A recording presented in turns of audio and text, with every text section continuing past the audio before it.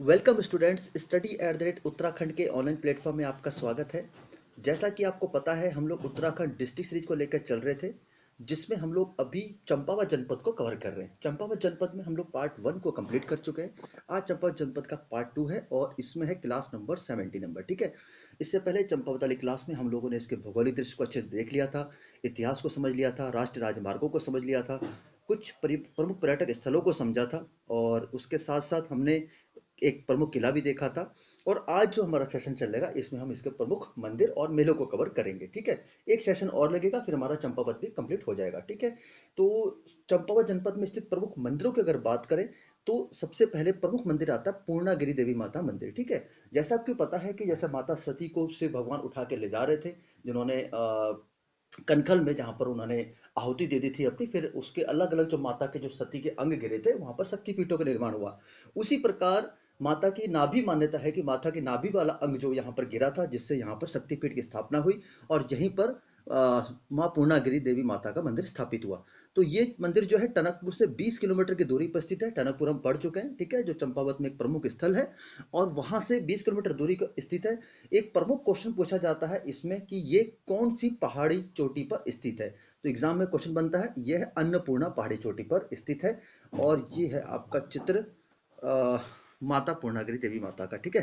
मैं आपको जूम कर देता हूँ, यहाँ पर ये आप देख सकते हैं। ठीक। ये अन्नपूर्णा चोटी पर स्थित मंदिर हो जाएगा। ठीक है। और फिर दूसरा एक प्रमुख मंदिर आता है, ये माँ वाराही देवी मंदिर। ठीक है। तो माँ वाराही देवी मंदिर की बात करें, तो ये एक चंपावत का बहुत ही प्रसिद्ध मंदिर हो जाता है, जहां पर पाषाण युद्ध या पत्थरों का युद्ध खेल खेले जाने के लिए यह प्रसिद्ध है। ठीक है। देवीधुरा में यह स्थित है, और देवीधुरा का मेला भी यहाँ पे लगता है। ठीक है। जिसको हम आगे पढ़ेंगे। ठीक है जगह। तो माँ वाराही देवी मंदिर में ही पाषाण युद्ध खेला जाता है। पहले तो पत्थरों से एक दूसरों को दो टीमों बांटकर वार किया जाता था, जिससे बट परंतु अब फिलहाल वर्तमान में ये पत्थरों वाला जो वो चीजें, प्रथा को बंद कर दिया गया। उसकी जगह फूलों का इस्तेमाल या फलों का इस्तेमाल किया जाता है। ठीक है। ये थी वाराही देवी मंदिर बारे बात जानकारी। अगला देखते हैं, एक प्रमुख मंदिर है बालेश्वर धाम मंदिर। ठीक है। ये देखिए बहुत सुंदर मंदिरों का एक समूह है। ठीक है। जो जिसका निर्माण 10वीं या 12वीं सदी के आसपास चंद शासकों ने करवाया था यहाँ पर। ठीक है। और ये बेसिकली क्या है कि इसमें एक वास्तुकार थे या मिस्त्री आप कह सकते हो, जिसका नाम था जगन्नाथ मिस्त्री। उसने इसका निर्माण किया था। ठीक है। बहुत ही सुंदर नमूना है वास्तु का। और मान्यता है कि भाई जब ये इसका निर्माण कार्य हो गया, तो जिस प्रकार शाहजहां ने अपने जितने भी उनके लेबर थी, उनके हाथ कटवा दिए थे, जो मान्यता है, इसी प्रकार ये भी मान्यता है कि जगन्नाथ मिस्त्री ने जब इस मंदिर का निर्माण कराया, तो चंद शासकों ने उसके हाथ कटवा दिए। ये देखिए कितना सुंदर नमूना है, बहुत ही बेहतरीन मंदिर ये बना हुआ है। तो बालेश्वर धाम मंदिर के बारे में ये बातचीत आप याद रखेंगे। ठीक है। और इसी के बाद, इसी से मिलता जुलता एक हथिया नौला। ठीक है। जब जगन्नाथ मिस्त्री जो थे, उनके हाथ कटवा दिए गए, तो उन्होंने अपनी एक हाथ से, एक हथिया नौला मतलब एक हाथ से ही, अपनी बेटी की सहायता से एक मंदिर का निर्माण कराया, जिसे एक हथिया देवाल या एक हथिया नौला मंदिर भी कहा जाता है। ठीक है। ये आप देख सकते हैं, एक हथिया मंदिर जो ये बना हुआ है, दोनों चित्र, ये वाला और ये वाला, आपके एक हथिया नौला मंदिर के चित्र हो जाएगा। ठीक है। और यह मंदिर भी एक बहुत ही उच्च वास्तु का नमूना है। ठीक है। इसे बावली के नाम से भी जाना जाता है। ये दो बातें आपके सामने जानने योग्य है। ज्यादातर एग्जाम में तो यही क्वेश्चन बनता है कि यह मंदिर कौन से जिले में स्थित है, परंतु अगर कुछ ज़्यादा जानकारी हमारे पास एक्स्ट्रा रहेगी, तो हमारे लिए फ़ायदा रहता है, याद करने में आसानी रहती है। उसके बाद डायरेक्टली एग्जाम में पूछा जाता है कि घटोत्कच मंदिर कहाँ पर स्थित है। घटोत्कच आप जानते हैं, भीम के पुत्र थे महाभारत में। ठीक है। और इसी स्थान पर भीम के पुत्र घटोत्कच का सिर गिरा था। ठीक है। तो यहाँ पर घटोत्कच का मंदिर स्थित हो जाएगा। ये आपको चित्र में दिखाई दे रहा होगा, अद्भुत है, यहाँ रखा है घटोत्कच का सिर। ठीक है। तो घटोत्कच मंदिर भी आपने समझ लिया, और साथ ही साथ हम लोगों ने एक हथिया नौला भी समझ लिया। और बाकी पूछे हम बालेश्वर धाम मंदिर, पूर्णागिरि देवी मंदिर, माँ वाराही देवी मंदिर, ये हमने मंदिरों को अच्छे से समझ लिया है। ठीक है। अब देखते हैं सूर्य मंदिर। जैसे हमने पूरे उत्तराखंड में विभिन्न प्रकार के सूर्य मंदिरों को शुरू से डिस्कस करते आ रहे हैं, जब से हम उत्तराखंड डिस्ट्रिक्ट सीरीज स्टार्ट करी है, तब से मैंने आपको सूर्य मंदिरों के बारे में बताया है। और एक नहीं, अनेकों सूर्य मंदिर के बारे में बताया है। ठीक है। उनमें एक खेती खान का सूर्य प्रसिद्ध सूर्य मंदिर। ठीक है। ये कहाँ पर स्थित है? ये स्थित हो जाएगा चंपावत में। ठीक है। और डायरेक्ट एग्जाम में क्वेश्चन आता है कि खेती खान का सूर्य मंदिर कहाँ स्थित है, तो चंपावत में स्थित आ जाएगा। इससे अतिरिक्त इसमें ज्यादा बहुत डीपली क्वेश्चन कुछ नहीं पूछा जाता। दीप महोत्सव का प्रतिवर्ष यहाँ पर आयोजन किया जाता है। यह है खेती खान का सूर्य मंदिर। ठीक है। इसका दूसरा नाम नीरसिंह मंदिर भी कहते हैं इसको। ठीक। एक और महत्वपूर्ण मंदिर क्रांतेश्वर महादेव मंदिर। ठीक है। भगवान विष्णु से को समर्पित ये मंदिर है, ठीक है। ये क्रांतेश्वर महादेव मंदिर भगवान विष्णु को समर्पित है। आप जानते होंगे भगवान विष्णु ने कूर्म अवतार लिया था, विभिन्न अवतारों में से एक अवतार था। स्कंद पुराण में मानस खंड में कूर्म नाम के पर्वत का विवरण है और ये कूर्म पर्वत पर ही स्थित है जो भगवान विष्णु को समर्पित है। यहीं पर भगवान विष्णु ने कूर्म अवतार लिया था। इसी को ही क्रांतेश्वर महादेव मंदिर कहा जाता है। क्रांतेश्वर महादेव मंदिर से आप ये मत समझिए कि ये भगवान शिव को समर्पित है, ये भगवान विष्णु को समर्पित मंदिर हो जाएगा, ठीक है।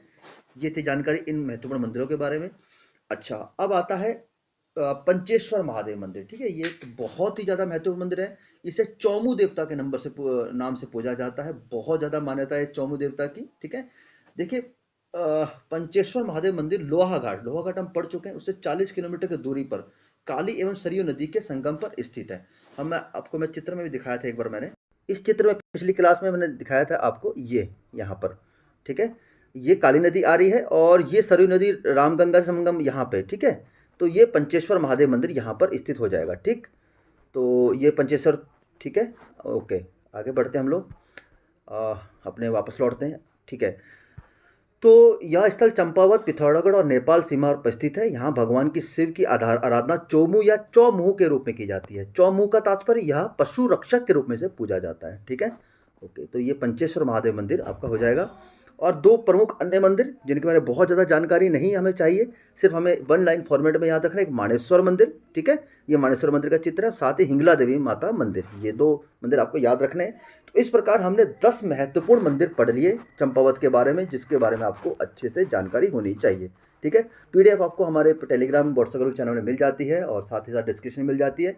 लेकिन PDF अब तभी प्रोवाइड की जाती है जब आपका कंप्लीट वो जिला कंप्लीट हो जाता है। तो पार्ट वाइज PDF प्रोवाइड करके फ़ायदा नहीं है, इसलिए हम लास्ट में ही PDF प्रोवाइड करते हैं, ठीक है। ओके, अच्छा, अब देखते हैं कि मंदिर तो हमने कवर कर ली। अब कुछ अन्य प्रमुख धार्मिक स्थल हैं। तो एक प्रमुख धार्मिक स्थल आता है जिसे बोला जाता है अद्वैत आश्रम या मायावती आश्रम। यह आश्रम बेसिकली क्या है, लोहाघाट से 8 किलोमीटर की दूरी पर स्थित है, ठीक है। रामकृष्ण मठ की स्थापना आप जानते हैं स्वामी विवेकानंद द्वारा की गई थी। और यह जो अद्वैत आश्रम है रामकृष्ण आश्रम मठ की एक शाखा है जो चंपावत जिले में स्थित है। डायरेक्टली एग्जाम में पूछा जाता है। और स्वामी विवेकानंद की प्रेरणा से उनके शिष्य, ये एग्जाम में इंपॉर्टेंट है, उनके शिष्य स्वामी स्वरूपानंद और एक अंग्रेज शिष्य सोवियर और उनकी पत्नी की सहायता से 19 मार्च 1899 को स्थापित किया गया था। वर्ष 1901 में स्वामी विवेकानंद यहाँ पर आए थे और 15 दिन तक निवास किया था। ये आपका चित्र है यहाँ पर, मायावती आश्रम या अद्वैत आश्रम जिसे कहा जाता है, ठीक है। बहुत ही सुंदर क्षेत्र है। और अगर मैं इंपॉर्टेंट चीज़ की बात करूँ, पहला, मायावती आश्रम कहाँ स्थित है, चंपावत में। दूसरा, यह कौन से मठ की शाखा है, रामकृष्ण मठ की शाखा है। तीसरा, इसकी स्थापना किसके द्वारा की गई थी, स्वामी स्वरूपानंद अंग्रेज से सोवियर द्वारा की गई थी। डेट 19 मार्च 1899। और स्वामी विवेकानंद कब आए थे यहाँ पर, 1901 में, 3 जनवरी 1901। तो ये जो मैंने टिक कर दिए ये महत्वपूर्ण तथ्य हो जाते हैं, इनको आप नोट कर सकते हैं, ठीक है, ठीक है। अब एक और प्रमुख धार्मिक स्थल की बात करें, सिखों का एक बहुत ही महत्वपूर्ण और प्रसिद्ध गुरुद्वारा रीठा साहिब गुरुद्वारा, ठीक है। ये चंपावत से 72 किलोमीटर की दूरी पर स्थित है। ना केवल सिख समुदाय और भारतवर्ष के अनेक अनेक कोने से यहाँ पर दर्शन के लिए, माथा टेकने के लिए आते हैं। इस गुरुद्वारे का निर्माण 1960 में किया गया। पहला फैक्ट आपकी जानकारी लिए, माना जाता है कि इस स्थल की यात्रा गुरु नानक देव जी ने करी थी। तीसरा महत्वपूर्ण इंपॉर्टेंट फैक्ट, यह रतिया व नदिया नदी के संगम पर स्थित है। और इसमें एक बहुत ही महत्वपूर्ण चीज़ आती है, अद्भुत चीज़ है। जैसे आप रीठा समझते हैं जो हमारे बालों के लिए इस्तेमाल में लाया जाता है, विभिन्न औषधि आदि में लाया जाता है, बहुत ही कड़वा माना जाता है। लेकिन यहाँ पर एक रीठे का पेड़ है, ठीक है, जो खाने में मीठे लगते हैं। ये आपको चित्र में दिखाई दे रहा होगा, ऐसा रीठा जो यहाँ पे मीठे लगते हैं, ठीक है। तो एक समझ लीजिए कि बहुत ही अद्भुत बात है ये वाली। और ये गुरुद्वारा आपको ये देख सकते हैं, आपका रीठा साहिब गुरुद्वारा, ठीक है। और इसमें जो महत्वपूर्ण चीज़ मैं फिर से टिक कर दे रहा हूँ, यह रतिया व लुधिया नदी के तट पर स्थित है और इसका निर्माण 1960 में किया गया। ये आपको याद रखना है, इंपॉर्टेंट फैक्ट, ठीक है। तो ये चीज़ हमने अच्छे से कवर कर ली है, मंदिर और धार्मिक स्थल।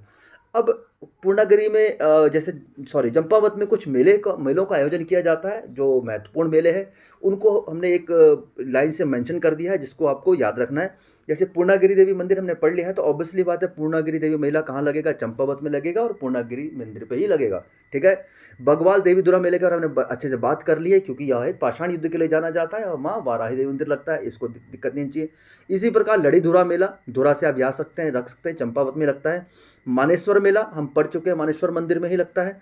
गोरा अठावली त्योहार, ये आपके लिए बहुत ज़्यादा इंपॉर्टेंट हो जाता है, इसको आप याद रखिएगा। गोरा अठावली त्यौहार वेरी मोस्ट इम्पोर्टेंट। ठीक है, क्योंकि ये एक तो चंपावत में लगता है और दूसरा राजी जनजाति का प्रसिद्ध त्यौहार है। मतलब यह त्यौहार चंपावत में मनाया जाता है और राजी जनजाति जो एक प्रमुख जनजाति है उत्तराखंड की 5 जनजातियों में, उनका एक प्रमुख त्यौहार हो जाता है।